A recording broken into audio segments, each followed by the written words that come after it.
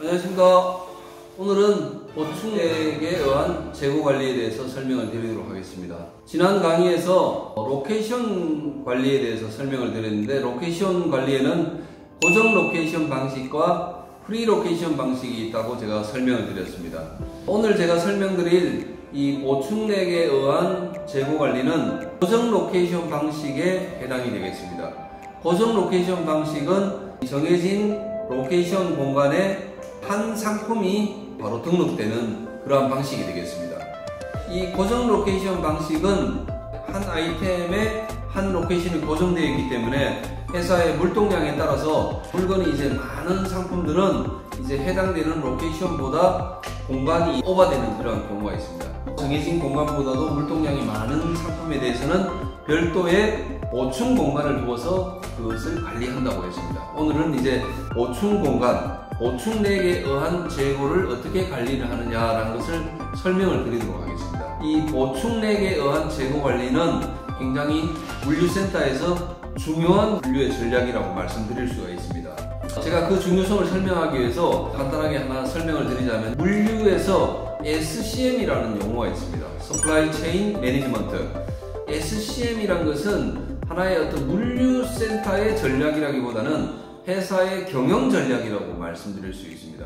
회사가 어떻게 재고를 잘 관리할 것이냐라는 것이 이제 SCM인데, SCM은 뭐냐면은 생산 공장에서 이 판매가 이루어지는 이 물류센터로 제품을 어떻게 예측해서 얼마만큼 적소에 제품을 넣어줄 것이냐라는 이런 어떤 보충 전략이라고 말씀드릴 수가 있겠습니다. 이 보충 전략을 잘 세워야만이 기업은 적정 재고를 가지고 잘 회사의 운영을 해 나갈 수 있다는 것입니다.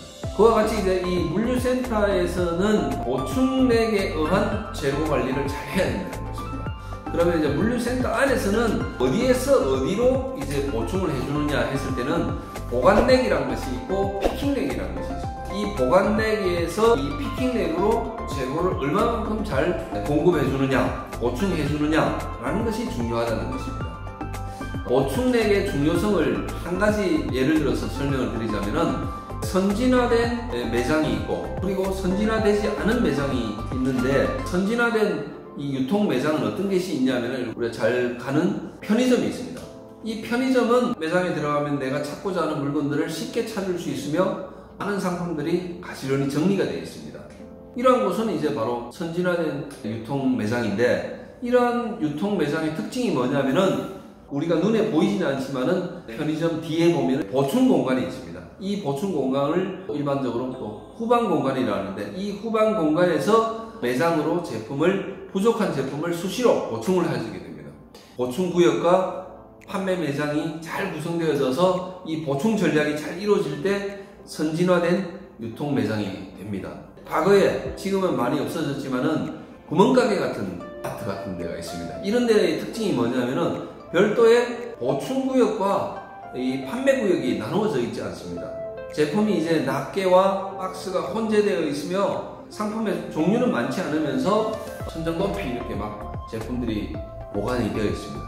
그러한 곳을 가보면은 제품 찾기도 어려울 뿐더러 또 종류도 다양하지 않습니다. 이런 것이 이제 바로 선진화되지 않은 매장이 되는데, 물류센터는 이와 같습니다. 물류센터도 이런 구멍가게와 같이 보충렉과 피킹렉이 정확히 구분되어 않고, 피킹렉과 보관렉이 혼재돼서 운영되는 그런 것은 바로 이제 선진화된 물류센터라고 할 수가 없습니다. 근데 피킹렉과 보충렉이 정확히 구분되어서 체계적으로 관리되어지는 그러한 물류센터는 바로 선진화된 그러한 물류센터라고 말씀드릴 수가 있겠습니다. 그러면 어떻게 보충렉과 피킹렉을 갖추어서 운영할지에 대해서 설명을 드리도록 하겠습니다.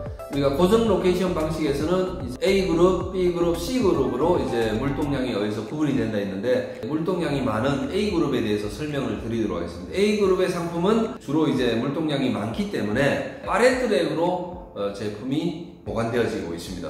이 팔레트랙은 주로 이제 1단, 2단, 3단 팔레트랙을 많이 채택을 하는데, 1단 팔레트랙은 피킹렉으로 씁니다. 그리고 이제 2단, 3단 팔레트랙은 주로 이제 보충렉이라는 이름으로 사용되어집니다. 2단, 3단은 이제 사람 손이 잘 닿지 않는 공간으로서 주로 이제 지게차에 의해서 이제 제품이 보관되어집니다. 그리고 이제 일단은 사람의 손이 닿는 공간으로서 주로 이제 여기에서는 이제 피킹 작업을 주로 하게 됩니다. 피킹 작업을 주로 하다 보면은 물동량이 많이 피킹되어진 상품은 이제 부족하게 되겠죠. 그때는 이제 주로 2단, 3단으로부터 이제 제품을 보충을 하게 됩니다. 이렇게 이제 이루어지는 것이 바로 팔렛들에게 의한 재고 보충이 되겠습니다. 다음은 이제 슬라이딩 넥에 대해서 설명을 드리도록 하겠습니다. 슬라이딩 넥은 앞쪽이 피킹 넥이 되겠습니다. 그리고 이제 뒤쪽이 보충 넥이 되겠습니다. 앞쪽에서는 동일한 로케이션 크기가 이제 쭉 배열이 되어 있습니다. 여기에서 주로 작업자들은 피킹 작업을 하게 됩니다. 피킹이 많이 이루어진 제품들은 제품이 당연히 부족하게 되겠죠. 그 부족한 상품들은 뒤쪽에서 슬라이딩 넥 쪽으로 이제 공급이 되어집니다. 뒤쪽에서 이제 제품이 공급되어지는 넥은 주로 이제 선반 넥을 많이 구성을 하게 되는데, 선반 넥에서 이제 박스 단위로 제품이 보관되어져 있는 것을 슬라이딩 넥 쪽으로 공급해서 앞쪽에서 피킹이 이루어지도록 그렇게 이제 되어지고 있습니다. 그리고 이제 마지막으로 이제 C그룹 상품에 대해서 설명을 드리겠습니다. C그룹의 상품은 주로 이제 상품의 종류는 다양한데 판매가 많이 일어나지 않는 제품이 되겠습니다. 선반넥은 4단, 5단 선반넥이 많습니다. 오늘 제가 간단하게 5단 선반넥에 대해서 설명을 드리도록 하겠습니다.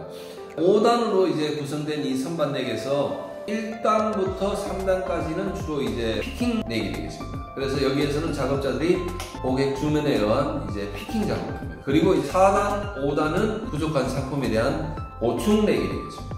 그래서 1단에서 3단에서 이제 주로 피킹을 하다가 제품이 부족하게 되면은 이제 4단, 5단으로부터 제품을 아래로 이제 보충을 하게 된다는 것입니다.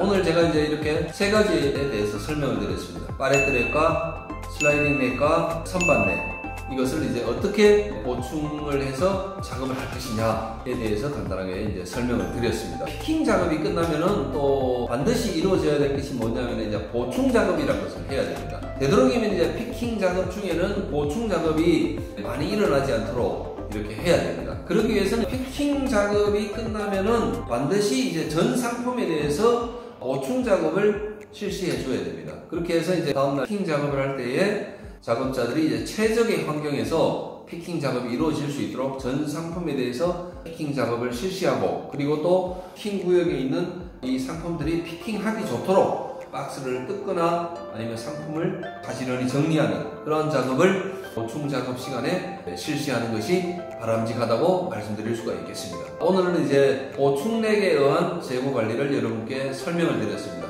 여러분들의 기업도 선진화된 물류센터가 되기 위해서는 피킹 구역과 보충 구역을 명확히 구분해서 보충 구역에서 피킹 구역으로의 어떤 이 제품의 보충이 전략적으로 잘 이루어질 수 있도록 물류센터를 만들어 가야 되겠습니다. 오늘의 강의는 이것으로 마치겠습니다.